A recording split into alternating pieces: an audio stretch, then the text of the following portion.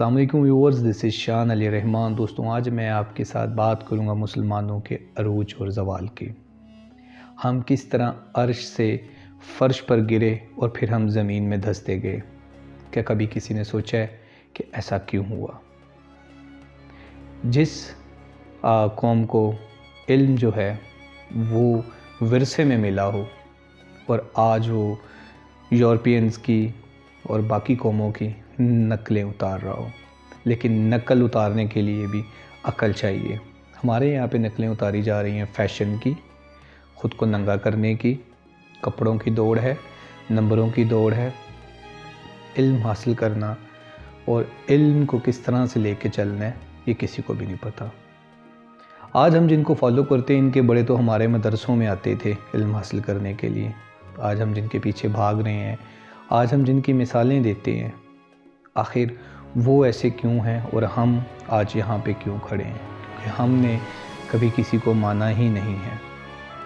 ہم اتنا غرور میں آ گئے تھے کہ اللہ تعالیٰ نے ہمیں اس طرح سے گرایا کہ ہم دوبارہ اٹھنے کے اس وقت قابل نہیں ہیں۔ بہت سارے لوگ ایسے ہیں جو شاید ان باتوں کو نہیں مانتے، لیکن در حقیقت یہ ایک حقیقت ہے اور اس حقیقت کو تسلیم کر لینا ہی سمجھداری ہے۔ آپ دیکھیں کہ کتنے لوگ پاکستان کو چھوڑ کے چلے گئے ہیں، کتنے لوگ ہیں ایسے جو تعلیم صرف اس لیے حاصل کرتے ہیں کہ وہ ایک اچھے انسان بن سکے اور وہ ایک چلتی پھرتی یونیورسٹی ہو۔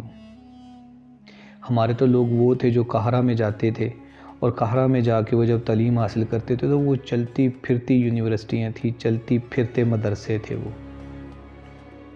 اگر ہم لوگوں کے قافلے کہیں جاتے تھے تو سب سے آگے جو ہمارا گھوڑا یا جو بھی ہماری سواری ہوتی تھی اس کے اوپر ہماری کتابیں ہوتی تھی اور اس کے پیچھے ہمارا قافلہ ہوتا تھا۔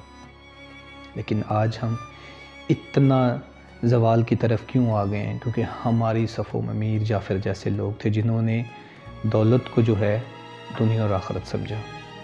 اس کے علاوہ بے شمار نام ایسے ہیں جو لوگ دولت کو، دنیاوی چیزوں کو لے کے، اپنے مفادات کو لے کے آگے چلتے رہے، نہ کہ انہوں نے قوموں کے بارے میں، اپنے اس ماحول اور اپنے اس ملک اور اپنے وہ جس جگہ پہ رہتے ہیں، اپنے اس شہر گاؤں کو انہوں نے بالکل بھی اہمیت نہیں دی۔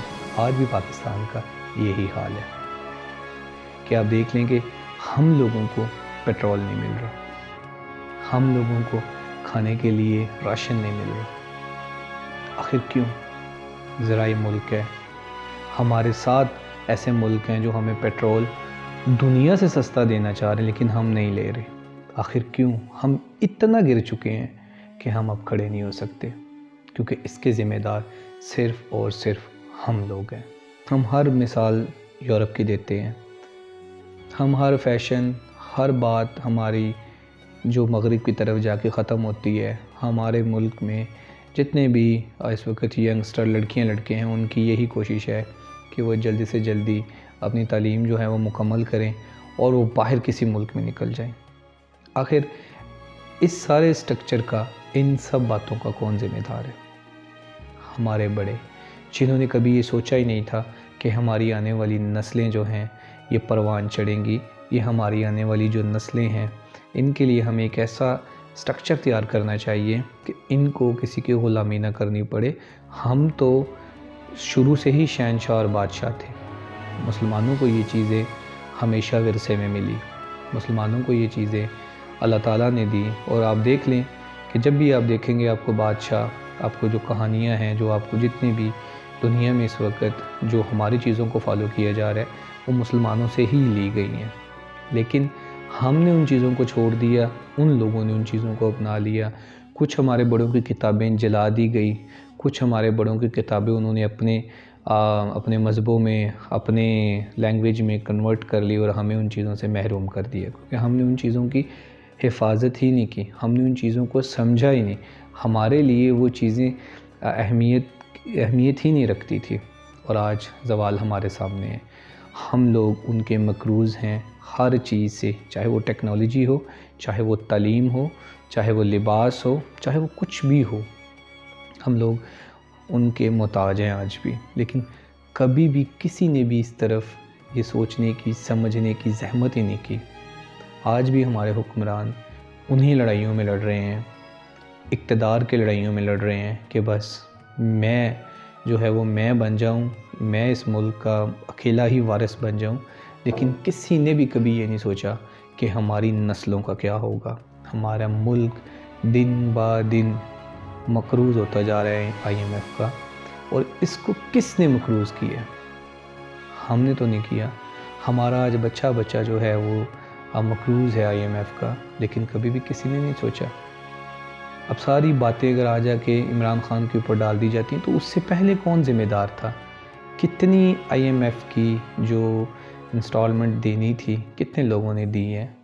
اب یہ بات حقیقت کی بات ہے، اس میں کوئی پارٹی بیس یا پارٹی بازی کی بات نہیں ہو رہی، کسی کو بھی ایک سائیڈ پہ رکھ کے یا کسی کو بھی برا بھلا نہیں کہا جا رہا۔ صرف یہ وہ سوال ہیں جو لوگ جانتے ہوئے بھی کرتے نہیں ہیں۔